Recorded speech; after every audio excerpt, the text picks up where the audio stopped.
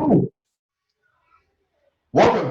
to the Kini show, episode 8, baby. Episode 8, 3, 3, 6 plus 2 is 8. What? That's what me, so baby, be doing. 3 plus 6, what? 3 plus 3 plus 2 equals 8. minus 1 Equals 7. plus 1. Episode 8, guys. What's up, man? Would like to dive straight into it, guys. Yes, welcome, guys. So, how you been? Hey, you been? You look very beautiful, stunning. It's the lighting. Yeah, I've been good. You know, I've actually been like mentally exhausted, to be honest. Yeah. Yeah. It's been crazy ride within the last 2 weeks. Yeah, almost 2 weeks. Awesome. So before we dive deep into this episode, if you haven't watched episode 7, highly suggest you go watch episode 7 because this is a follow-up. Because this is a follow-up, and you're going to understand why we're talking about what we're talking right now, and it's going to kind of bring everything together. Yeah. So just an update. What happened last episode, and where are we today? So last episode we talked about why we're passionate about child trafficking, you know, what it is, what you can do to help. And we started a fundraiser under the organization we support that fights child trafficking, which is Operation Underground Railroad.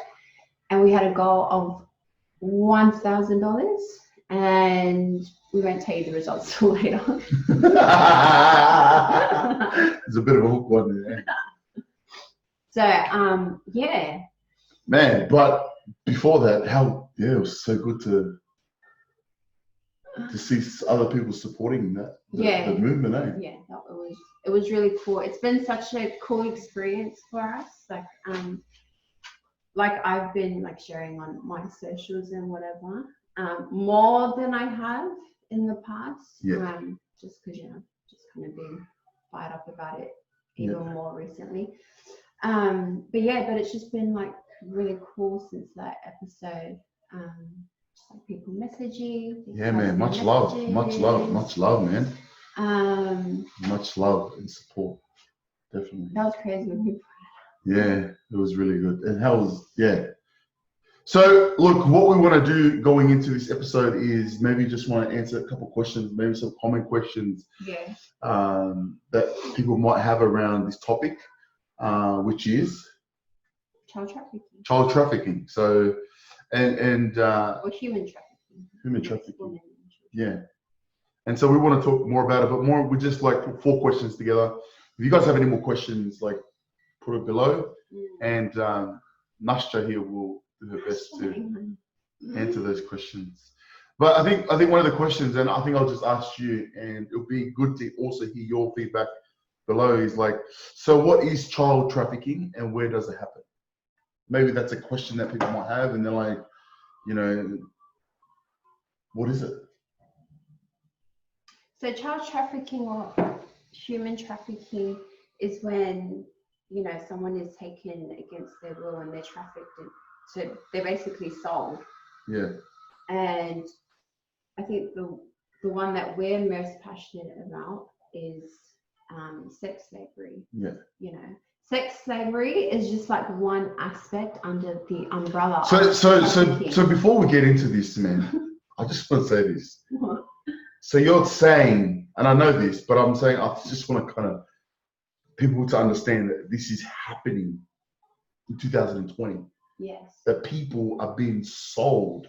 Yeah. This is modern day slavery. Modern day slavery. So we're talking about slavery, like there's all these movies about slavery with the blacks. Yeah, things like, yeah. Right? Yeah. So that is happening today. Yes, just with children, vulnerable children, vulnerable women, even men, boys. They've been sold. Yeah, they're being sold. They're being sold. And, you know, they're being But do you think people will be like, really? Is that really happening right now? Do you know what I mean? Yeah. Like, you watch it in movies, but you don't see it in reality. Yeah. Like, you don't see it on Channel 9 News, Channel 10, Channel 7 News. You know what I mean? It's like it's just something that happens in the movie Taken. Yeah. So that's happening right now. Yes. In 2020, it never stopped. Slavery never stopped. It only evolved. And I try not to get emotional. So Don't get emotional. I won't get emotional. Your makeup will.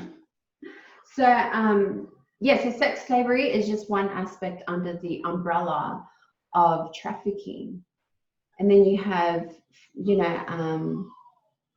labor, then you have organ harvesting, so there are different aspects, or there's different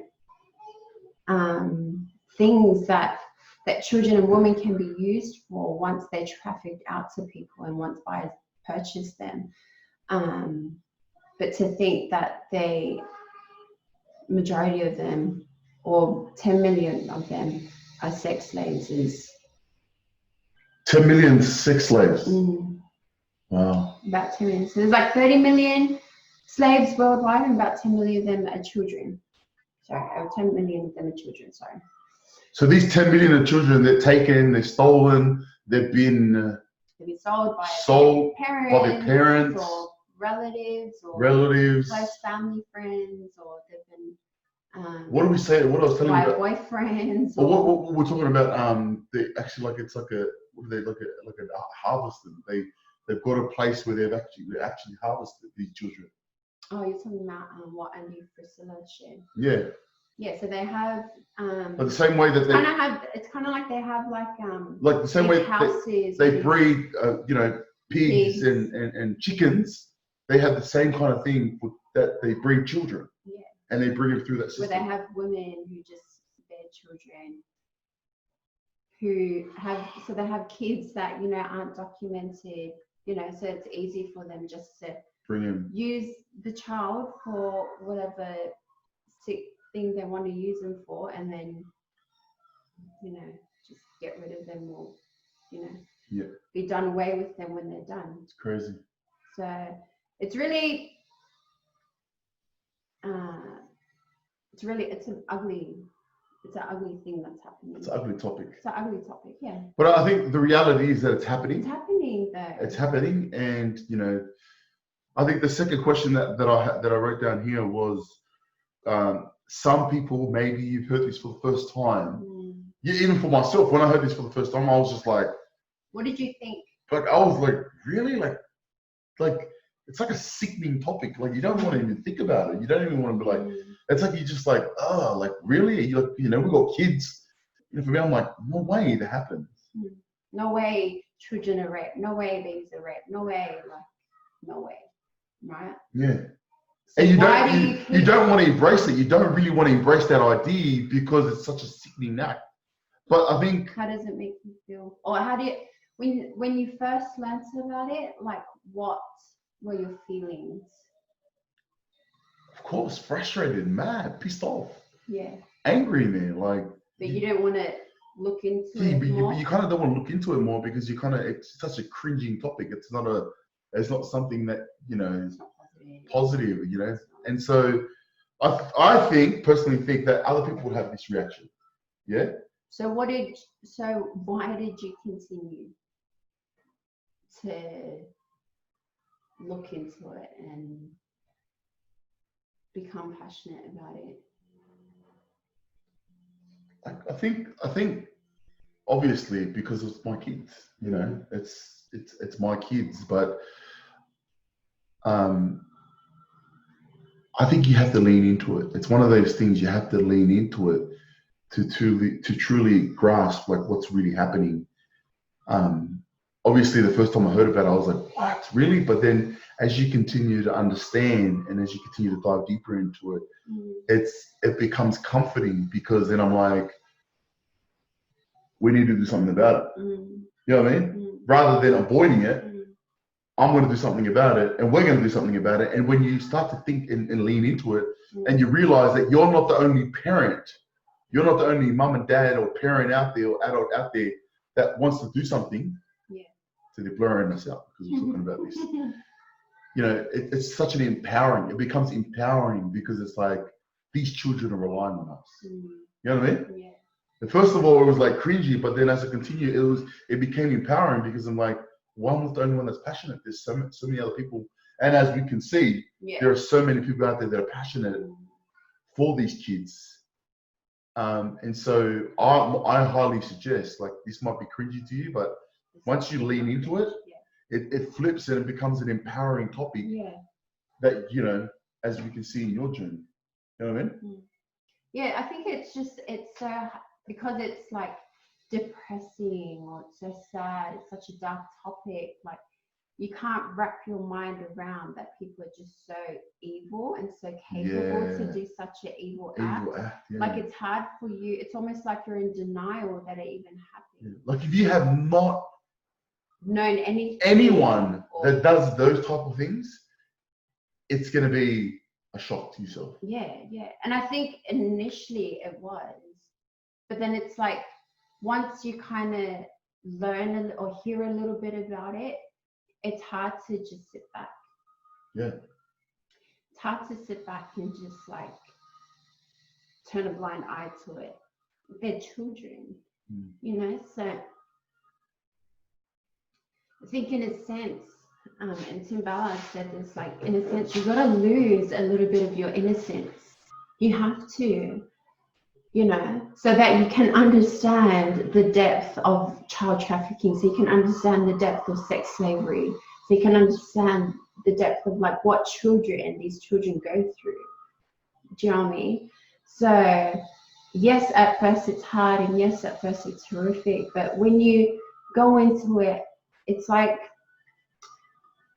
going into it, it's like you don't want to be kind of like dragged down into this darkness or this dark space.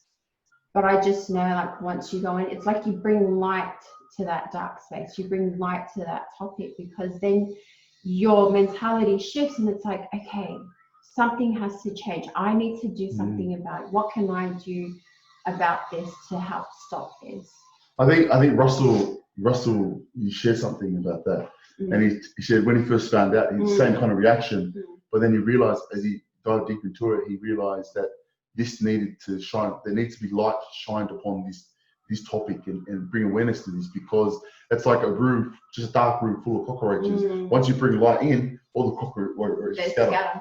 So that's what we're doing, like, you know. So first of all, it's like that reaction, but then as you lean into it, it becomes empowering, it becomes light to these children, which leads us to the next question. The third question is, as you know, the topic was be loud. Why do we need to be loud about this? Why not? How can you not? How can you?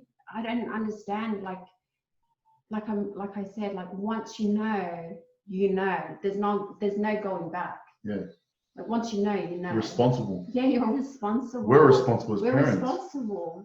Those just aren't like someone else's children or child. That's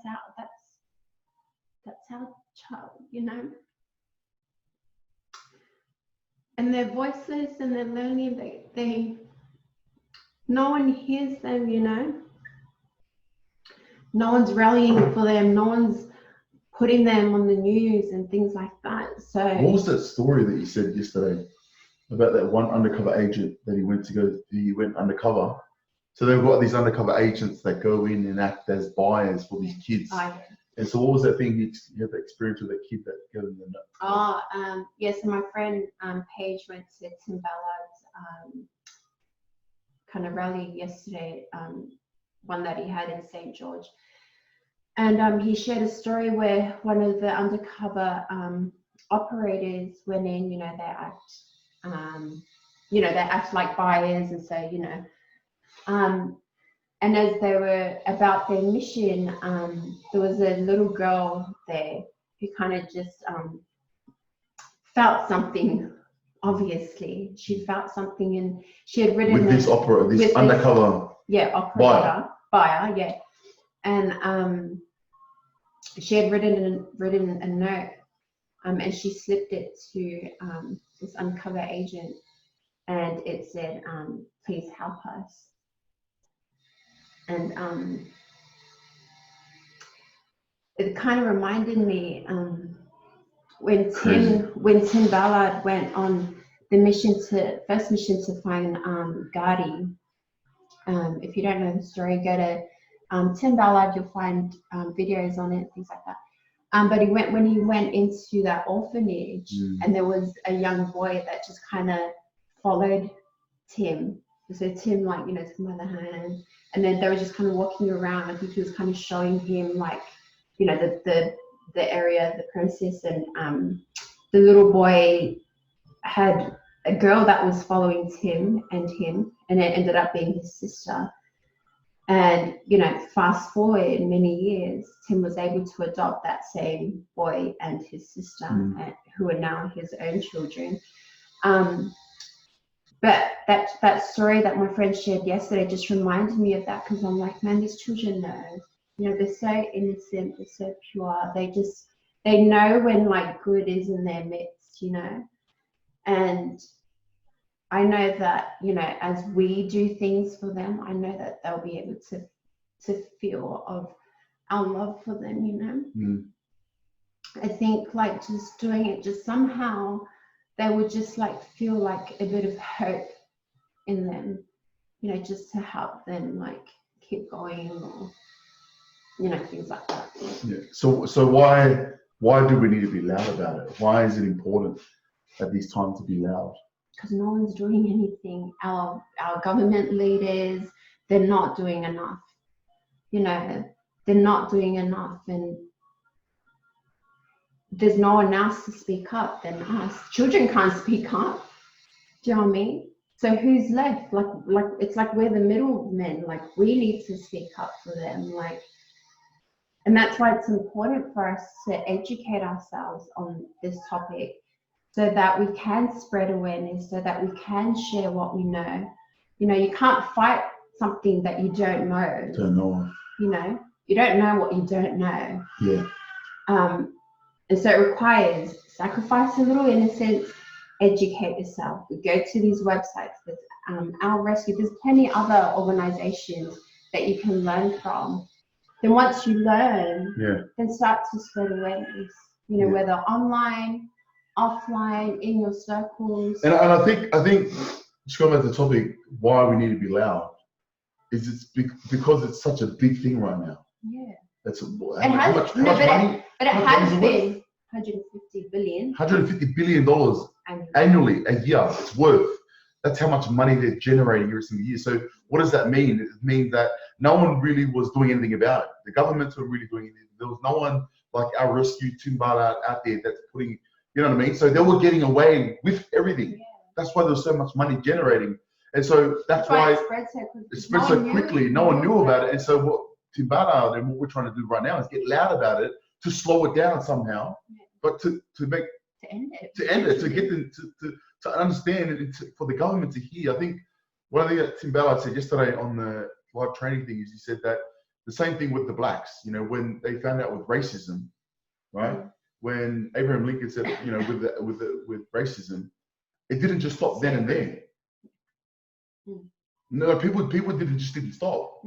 People kept going. People kept being racist about things, even until today, as we know the rights. But we're not talking about that. But what I'm saying, it takes time to affect. It takes time to get people to move, to make better decisions. The governments, you know, to put in systems and protection to be able to help these kids. And like you said, if we're not doing it, if we're not doing nothing about it, then who's doing anything? Yeah. Then these kids, literally, I'm just thinking about myself. Like, imagine your kid in that situation, handing someone a piece of paper, saying, "Dad, save me, save me and my sister." That's why we need to get loud. Yeah. Because if we don't, then who is? Yes. So, what can we do about it? I know you kind of went into it. So what can we do about it? Yeah, so like I said, educate yourself. You know, don't be, you know, I think you're allowed to be afraid. You're allowed to be afraid. You're allowed to be comfortable. But just because something's uncomfortable doesn't mean you stop. Yeah. Like, don't just stop because it's uncomfortable. Don't just look away because it's uncomfortable. Just break through that barrier of that and just keep researching, keep educating yourself. And I promise, like, you'll get over that initial, you know, sickening, disgusting feeling. Like, you'll still feel it, But once you're kind of on the other side of that initial shock, you'll find hope. There's hope. I'm hopeful. Yeah. I'm hopeful that this. One thing that I'm thinking, that people might be thinking, like, there's no way this can happen to my kids. You know what I mean? Well, how can this affect? Let's just say someone that lives in Australia, someone in Sydney, Melbourne, whatever, that they haven't heard of it. How can this affect them? Or what are some of the things along this journey that can affect them? Does that make sense? Yeah. Because you're saying, like, you think it won't happen to your kid. Yeah. But yeah. It can possibly happen. Yeah. I just want to say, there's trafficking rings everywhere. Yeah. Yeah, there's trafficking rings everywhere.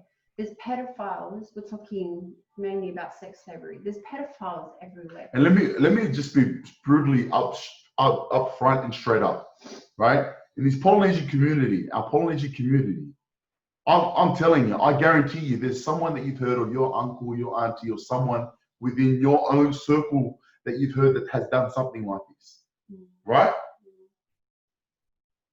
Like that's almost always. Always, I guarantee you. And you know what most of us polys do? What do the polys do right now? Respect your elders. They shut up. They say nothing. True? They say nothing. We brush it off. We brush it off as if nothing happened. The reality is, it's happening not just in America, Colombia, Thailand. It's freaking happening in your own backyard. It's happening with your nieces, your kids, under your own roof. Your cousins' kids, your brother's kids. There are pedophiles out there within your family, within your friends, that are doing this. Does that make sense? Because I'm thinking, like, these people, like people that are watching this probably think, these are happening in Salt Lake City or in Utah or happening in Ghana or these third world countries. No, these pedophiles, they're everywhere. And I'm not saying this to scare people. I'm like, bro, just be aware. We need to talk about it. If you don't, like we said, if you don't talk about child trafficking, nothing gets fixed. If you don't talk about, you're talking about like sexual abuse. But think about this, babe. Think about this. These pedophiles that around us, they get away with it. Yeah. Why? They get away with it.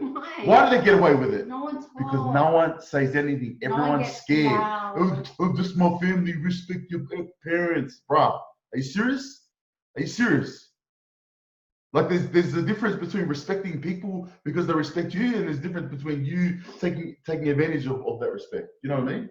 And I think I'm getting more passionate and loud right now because I've got kids.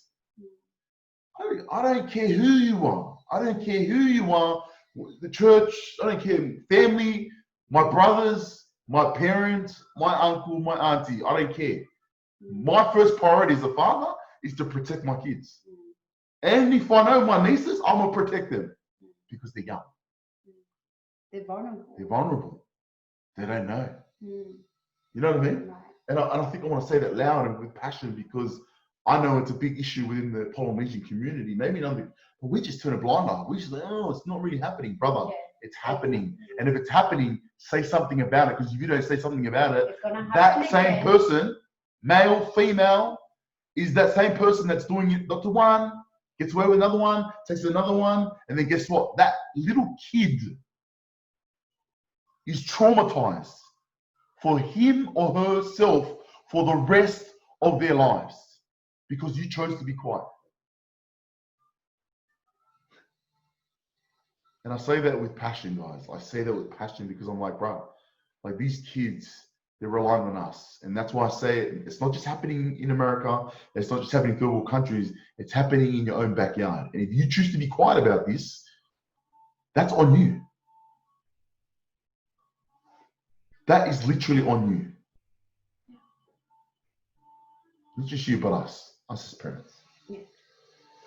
So that's why it's important, you got to speak up. Like we got to speak about these things. We can no longer just sweep it under the rug. We can no longer turn a blind eye on it. Because if we don't say nothing, then we can't. How can we break that chain? How can we break that cycle? And it just keeps happening and happening. And we think that it's like horrific from the outside, but what about the victim? You know? Yeah. That's why we need to be loud, guys. Okay, so highly suggest, guys, for you guys to educate yourselves. And this is, like, we're getting to the topic of, like, now we're talking about, what can we do about it? So obviously you said, research and stuff like this. I really felt like for myself, like even as like parents, just even taking your children to the park. Yeah. Like like Kini gets parent, or Kini always worries like when I take the kids by myself to the park.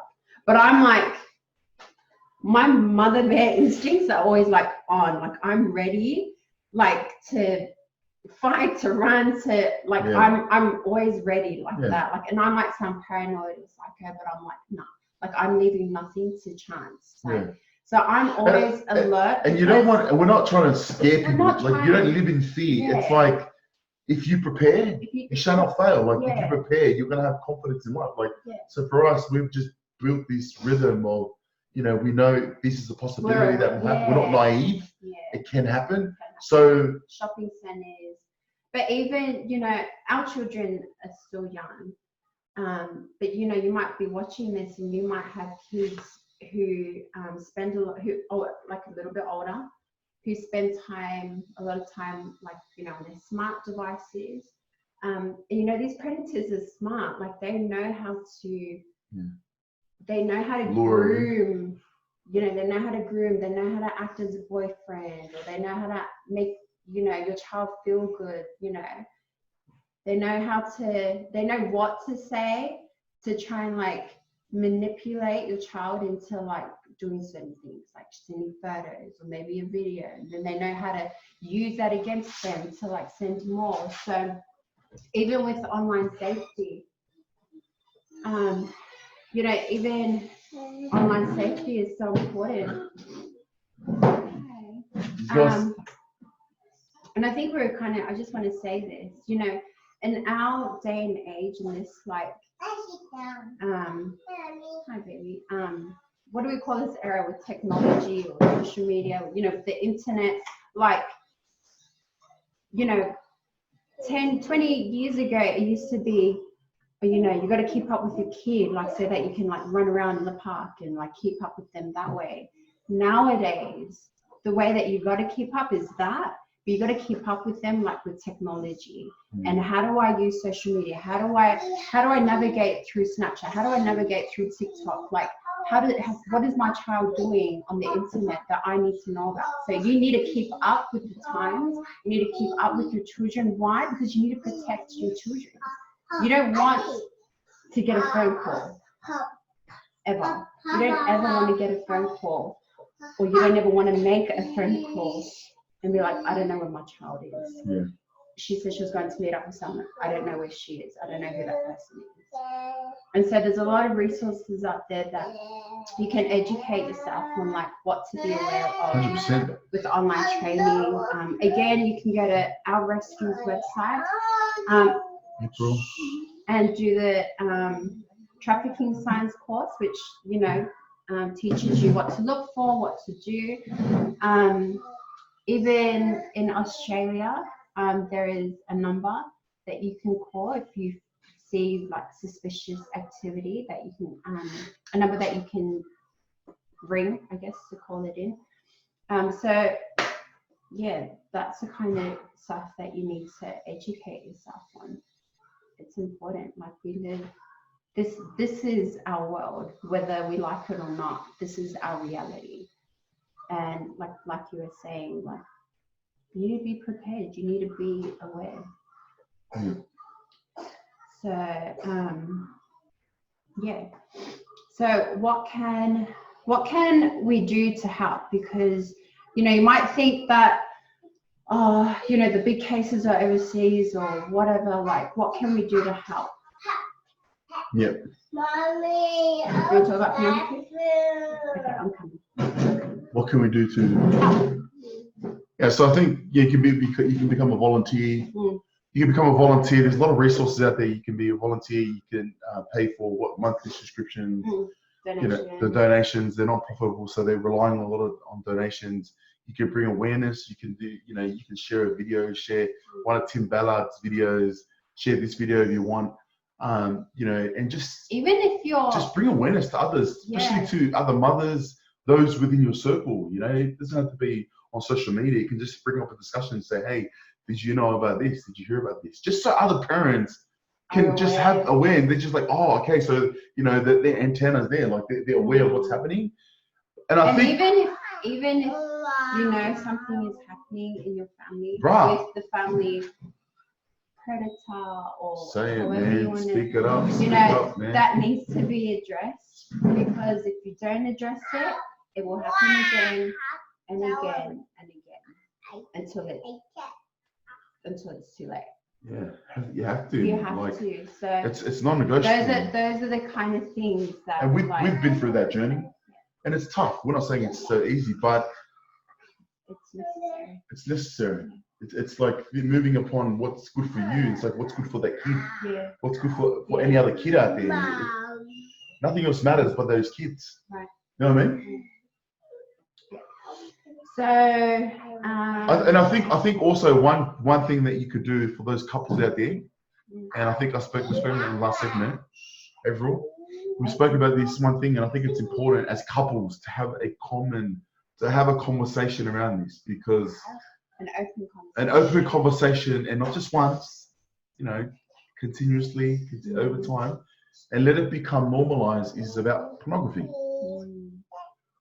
You know what I mean? And I think when we first started talking about pornography, like it was like, oh, really? Does it happen? Like, did you do this? Like, I'm not gonna sound perfect. Like, you know, I'm a guy. So pornography, I grew up with, you know, pornography was on magazines back then. Now it's literally on your phone, right? So, what are we talking about? So I'll tell you this. I'll be straight up with you. I guarantee you that if you're having a discussion with your partner, to those mummies out there, I'm telling you, I'm a guy. I know men, right? If nothing sexually is happening with you two, let's just be straight up. If nothing sexually is happening with you two within the last 2, 3, 1 month, I guarantee you that guy's watching pornography. And what pornography, with guys, when they're watching pornography, they might watch an adult, but those are the same guys that end up leading and becoming a predator and start looking at little girls. They start looking at older women, and then they start getting younger and younger and younger and younger and younger. They look for a different rush. They start looking at young girls. And you think it's not on the internet? You think it's not happening on the internet? I'm telling you, I guarantee you 120, it's on the internet. So when your husband or your partner or your boyfriend is joking around that he's watching pornography, I guarantee you, don't take it lightly, because that path there leads down to becoming a predator. Right? Yeah. And so if you're not having these discussions, I'm a guy, trust me. Guys talk about this, we don't talk to our partners, we're ashamed and we're embarrassed. Reality is it's happening. And if you're not careful, if you're not talking about these things. And then on top of that, you know, like I work with men, right? Men that are overweight. These are the same men that go out there and they go and find a prostitute. They cheat on their wives. You know what I mean? So like this. And it all comes down to pornography. So stop watching it. Stop watching it. Stop watching it. It might seem little. You're fueling the demands of child trafficking or human trafficking. That is the huge link. Like, that is the link. And I think, and there's a stat. There's like stats on this. Go on the internet and find, and not everything on the internet is true, but over the COVID-19. Over this lockdown period, everyone's been stuck at home. What do you think everyone's doing? What do you think we're doing? What do you think people are doing? You're stuck in home. What are you doing? Where are you going? Viewers into pornography websites went up like 10 times. Heaps. Like went up heaps. So that's like the top of the funnel. Like the top of the funnel, and then the funnel on the bottom is like sex trafficking. These are the guys that are spending $10,000. They're addicted to pornography for the last 2, 3, 4, 5, 10 years. And then after that, they get to a point at the bottom of the funnel. They'll start paying to watch more. And eventually they'll start paying for the real thing. So don't take it lightly. So we don't say that to scare you. I say it to like motivate you. Wake you up and understand that Satan. Let's go back to a gospel kind of sense. Satan is real, and he's aware. And how crazy is it? He's creating. How crazy and come follow me this week was Amma talking to Korean about Abomination. Abomination. Instead of big word. Abominating. Abomination against God. So, yes. So, that's child trafficking. That's why we need to get loud. That's what you can do. And like we started in our last episode, we started our fundraiser to hit 1K. Yes. And it just closed yesterday. Woo! We ran it till World Day Against Trafficking, which was the 30th, and 30th in America, but the 30th. So it officially closed today because I think Facebook ran it on American time. And so we raised, the fundraiser has ended. Wow. And we raised $1,513. Thank you very much. Thank you guys so much. So we actually hit 1K in less than 24 hours. How crazy. We were literally in tears. Like every single donation came in, we're like, oh my gosh. Such an empowering thing. Like it was such an empowering, like the day that we shared it, remember the day that we shared it, I literally like had anxiety the whole day. It was just because, I shared my story, whatever, but I felt like I was going to have a freaking anxiety attack that Sunday. And then Monday, we just woke up because I didn't look at my phone. And then Monday, I just woke up and I was like, oh my gosh, the donations just kept rolling in. Yeah. How did that feel? It was empowering. Not that it's about us. It's not about us, but it's about us, but like. But it's empowering, like it was humbling. And that's the positive side, guys. Like people like it's such a sickening topic, but no, it's not. Like when we were on that, when we will see people connect and wanting to contribute, unite, to come together, it was empowering. Hey, it was like, woo! Like literally moved us to tears. Like literally. To be a part of it. Yeah. And like, you might think your donation was so small or whatever. It isn't. Like, it wasn't.